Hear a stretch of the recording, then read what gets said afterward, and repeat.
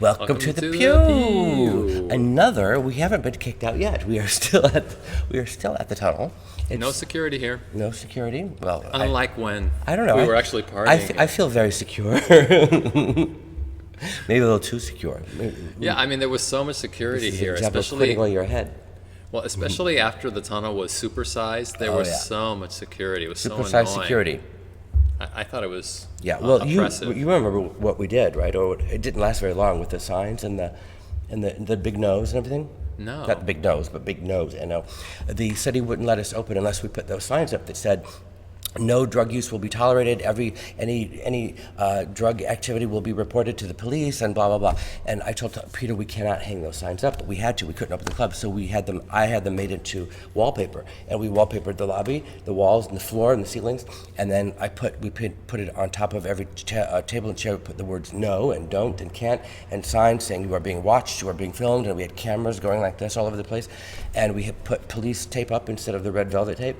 And the city made us take it down. They said that it was a mockery. Yeah, they said that we were mocking their laws.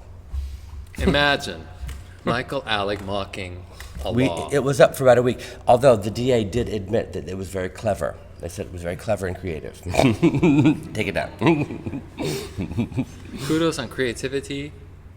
And zero on implementation. Yeah, take it out. Take it down. All right, what does the Hollywood Reporter say about disliked celebrities? Oh, we were talking about disliked celebrities, and we thought that the list was kind of lame. The Hollywood Reporter... Well, I mean, the Hollywood Reporter is kind of lame. I mean, it's sort of like... Yeah. Number 4 was Robin Thicke. I can't even remember why I dislike him. He's the guy with the video, right? Yeah, with the stupid video, and then he did like that dumb performance sexy, with Miley Cyrus where he's wearing the black and white stripes. Where she fingers herself with the big foam finger. And he's like fucking her in the butt or something. Right, he's kind of like fucking her in the butt. Kind of like fucking her in the butt? Yeah, well, he wasn't. He kind of was. Yeah. But I mean, I could see. He's one of those people that everybody loves and then they hate. I think everybody just hates him or doesn't like him anymore. But for a while, for a minute, they loved him. He was I don't know why anybody loved him. He was it for a minute. I hated his song. What was it called? I don't know. The one that rips off Marvin Gaye. Oh, yeah, right. Okay. Who the hell knows? I don't know. So who else? Dr. Oz. Well, I can see that one. I don't like Dr. Oz. He has that very smarmy kind of like, I don't like him. He gives too much advice. Well. Nobody likes an advisor. It's that he's ugly. I mean, if he was really good looking giving advice, people would listen to him. That's true. We're flashing a picture of him, and there's something wrong with his face. He's not. He doesn't have he doesn't have a face that screams television. Like I don't know how he got a job on television. He has not. Yeah. I don't. And the thing is, like, have you ever gone to the doctor and you've never had that doctor before? He looks like a doctor that would have bad breath too. Well, sometimes, doctors walk into the room, you've never seen them before, and they're really good looking, and then you want to listen to everything they have to say. But for whatever reason, you're listening to whatever they're saying, but then after they've said it, you don't remember anything because you were just so busy looking at them. Well, I would remember everything he said. So you'd remember everything Dr. Oz would say because you wouldn't be distracted by his good looks. No, I would not be distracted by his good looks. Because I recently had a doctor experience where the doctor was really good looking, and I just could not focus on talking about. It was a dentist actually. The doctor that Oscar took me to do the first Botox and Juvederm was so beautiful. I mean, and he was like 65 or something, but he was so beautiful. See, I think that's a winning strategy for a doctor that administers Botox to be really beautiful, because then all of your patients will feel so inadequate compared to you, and his assistants just want more and more. His assistants were like these beautiful models. Like, remember going to Jonathan's house toward the Junkie Jonathan, a drug dealer friend of ours? We would go to his house, and there would be all these girls like Jenny and Heidi and Gitsy and Robin, all in negligees and floating around, like all beautiful and young and doing lines of cocaine and everything. I mean, it was like a straight man's dream come true. Number 2 on that list was Ariana Grande, which everybody just supposedly hates her because she said she hates America. No. But I thought, people took that out of context because she was hating America because she was eating Protect that big me from donut. what I want. I mean, she was eating that plate-sized donut and saying, "Oh, I hate America for making me eat like a big donut," and for allowing me to eat the donut. I kind of get it because she was kind of critiquing how gluttonous we are. So yes, our gluttony is bad, and maybe it should be hated.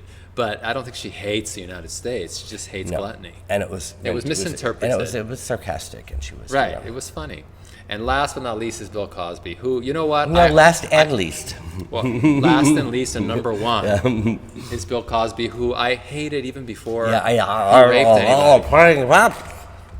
Hated him. Always. I never, ever, ever liked him. No, not even in the Cosby Show I didn't like him. We'll be right back. Yeah. And now a word from our sponsor.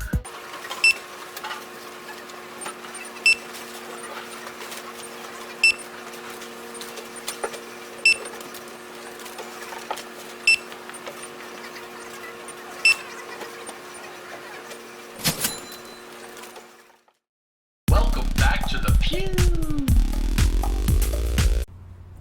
Welcome back to the Pew. So, from most hated to most beloved. Yes, who are they? Our veterans. Yes. Well, you know, here we go. It's true. Walking into a minefield. No, it isn't, because my brother is a veteran, my father is a veteran, I come from a family of veterans. My brother's a veteran, too. So I come from a family of veterans, and so I was taught... So you will start disparaging them right now. No, I was taught to revere them, and that they are to be basically given rights... Carte blanche. Yeah, rights that other people aren't given. They can get away with things that regular people can't get, and they're to be forgiven things that regular people aren't to be forgiven, like traffic tickets. And when a veteran goes into to a court of law for whatever law they've broken, the judge usually gives them some kind of leeway. Yes, they get free medical care. They get free college tuition. Yes, and so in that way, I say that veterans are like club kids. Yes, free. Demanding that sense of entitlement, and Well, they're actually entitled because they actually did something. Who, the club kids? No.